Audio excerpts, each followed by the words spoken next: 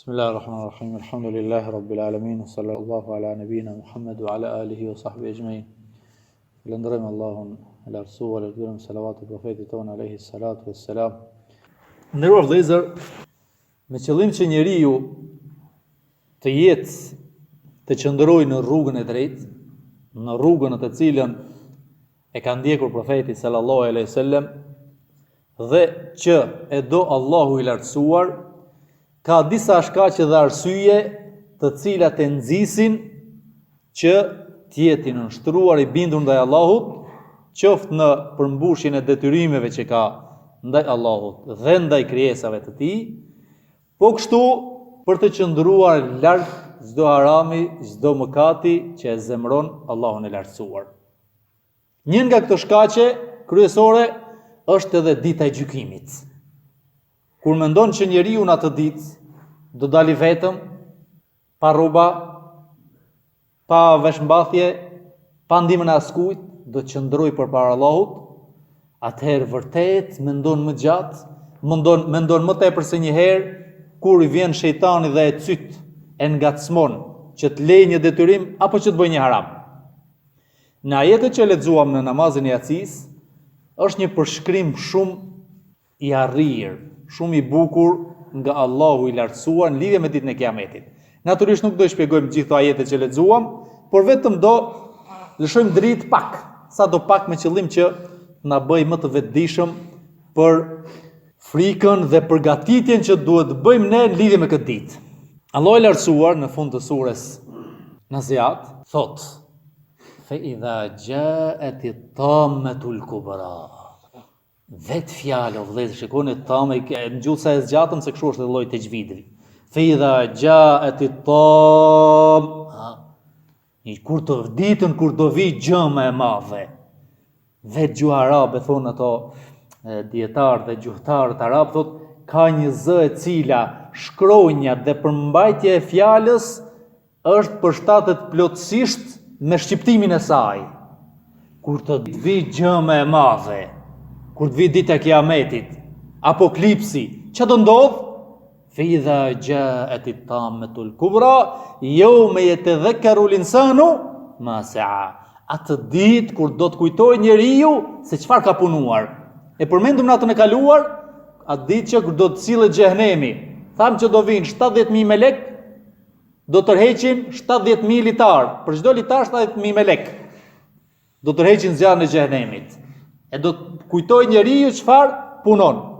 Edhe këtu është ky veprim kur do vi xhehenemi, është brenda ditës së Kiametit. Dhe Allahu i lartësuar këtu e thot në formë të përgjithshme, kur do vi dita e Kiametit.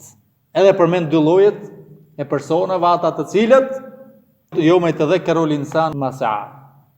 Përmend ata të cilët punojnë që u pëlqen vetja, u pëlqen dëshirat e kështu me radhë, që do të kenë zjarrin e xhehenemit. Kurse ata që mendojnë për qëndrimin para Allahut, largohen nga gjunat e kështu me radhë, atëherë këto për ata do të jetë xheneti. E tham vetëm formë përgjithshme pa fut detaje. Në fund të surës Abese, një përshkrim ndryshe. Kjo kishte lidhje më tepër me një person, me çfarë mendon, çfarë ka punuar dy grupet e njerëzve, ata që punojnë për ahiretin, ata që punojnë për dunjan. Kurse këtu jo. Ka diçka më ndryshe o vëllezër. Disa momente vërtet o vëllezër që nuk mund t'i besoj vetëm besimtari i fortë. Fa idha ja'at as-sakha, një nga emrat e ditës së Kiametit. Çfarë ndodh? Thot Allahu i lartësuar, një përshkrim ndryshe. Fa idha ja'at as-sakha, yawma yafirru al-mar'u min akhihi wa ummihi wa abihi. Atë ditë kur njeriu do largohet edhe nga vllai i tij. Ka përmendur vllai në fillim, përpara se të përmend njerëzit tjetër që janë më të afërt se vllai, sepse njeriu në momente të vështira kërkon ndihmën e vllait. Nuk e kërkon as të nënës, as të babait, as të gruas, as fëmijëve, më tepër tek vllai. Ai është mbështetja më e madhe, më e mirë për të. Yawma yafirru al-mar'u min akhihi, edhe nga vllai i tij, nga nëna, nga babe do të largohet, do ik me vrap. Si intereson, s'do t'ja di. Wa ummihi wa abihi. Edhe nga nëna dhe nga babai. Nga nëna dhe babai, të cilët ndoshta nuk i vlerëson dhe nuk i don sa duhet, vetëm sa atëherë kur të largohen nga kjo botë. Nga ato të cilët një person I cili nuk I ka prindin këtë botë, thot ja fal gjithë dunjan vetëm të shikoj një herë. Kurse ai person I cili I ka prindit me vete, nuk I vlerëson, nuk I respekton sa duhet dhe nuk I don sa duhet vetëm kur vdesin. Nuk mendon për ata se sa e kanë merituar respektin vetëm se pas vdekjes. Atëherë kërkon të kënoj një hatme apo një jasin apo t'jap një sadaka. Yafirru al-mar'u min akhihi wa ummihi wa abihi wa sahibatihi wa banihi. Pastaj thot Allah, largohet edhe nga bashortja, largohet edhe nga fëmijët e tij. Subhanallahu, ç'është kjo ditë o vëllezër? Ditë e Kiametit. E përmbyll Allah duke thënë këtë pjesë të ajetit përpara, likulli mri'in minhum yawma idhin sha'nu yughni. Çdo person ka një çështje e cila intereson vetëm atij. Çështja lidhet me Allah për veten tënde. Nuk do t'ja dish për asnjë person në botë, qoftë edhe njerëzit më të afërt, vetëm vetja ime. Nefsi selim edhe profetët alayhimus salam thon ditën e Kiametit, o Zot na shpëto, vetet e tyre për zgjedhur të Allahut kanë frikë. Po ne të nderuar vëllezër, prandaj kur të mendojmë ditën e Kiametit, të zbrapsemi pak nga ato gjuna të cilat I bëjmë për ditë. Kur të mendojmë ditën e Kiametit, të ecim përpara, të marrim iniciativën, ta mposhtim shejtanin, ta mposhtim nefsin, veten tonë, që t'i bindemi Allahut.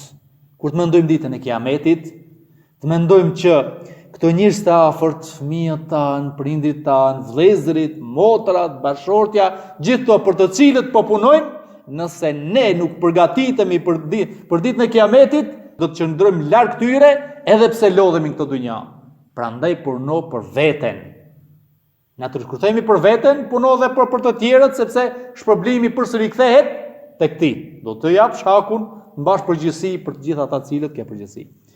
I lutem Allahut të lartësuar që të na forcojë besimin. I lutem atij që të na bëjë nga ata persona të cilët përgatiten për të ditë të madhe. I lutem Allahut të na falë, të na mëshirojë, të na bëjë nga ata njerëz të cilët kanë frikë vetëm Allahut, as kanë tjetër. Alhamdulillahi rabbil alamin, Allahu shpëleft.